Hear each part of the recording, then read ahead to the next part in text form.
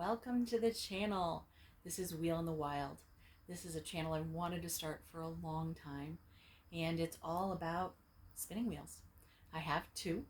I've been spinning in some form or another for about 12 or 13 years, and I absolutely love being able to share that with friends, family, and a lot of people who don't even know that wheels still exist and that people still do some of these old handicrafts.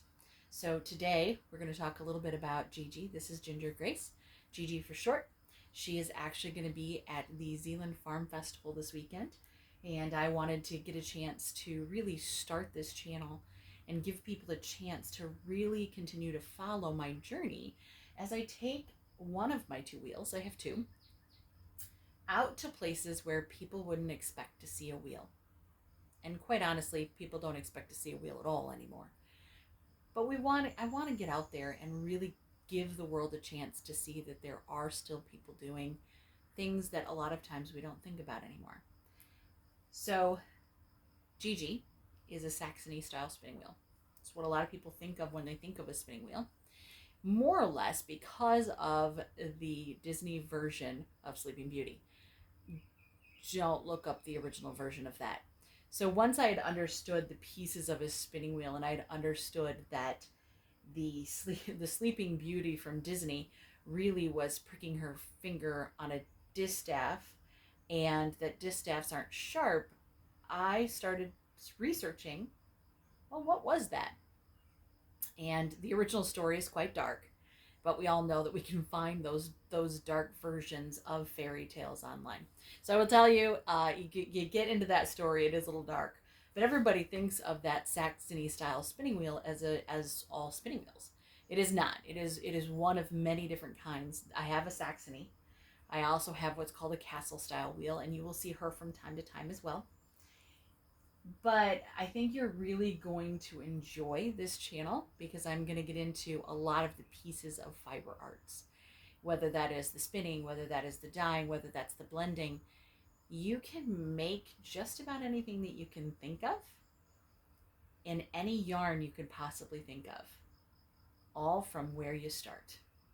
So I'm going to give you guys a few minutes of just watching me do this part. This is a double treadle wheel, which means that I have, which you cannot see because of constraints of my room, there are two little paddles that I am pushing that make this wheel go round. And having two of them does make it a little bit easier than just having one. Makes it a little bit of a smoother treadle, smoother wheel. And then the wool that's in my hands, pretty sure is Cheviot. It's either Cheviot or Cordale. I don't remember which. I think it's Cheviot. And it is a very good medium softness of wool. Wool comes in many softnesses. Some of the rougher stuff is really stuff that you would only want to use in things like rugs or outerwear, and then some of the softest stuff can be used right up next to your skin. One of my favorites for very, very soft is merino, and merino wool has had quite a comeback in recent years with people using it for activewear because of its ability to wick away moisture.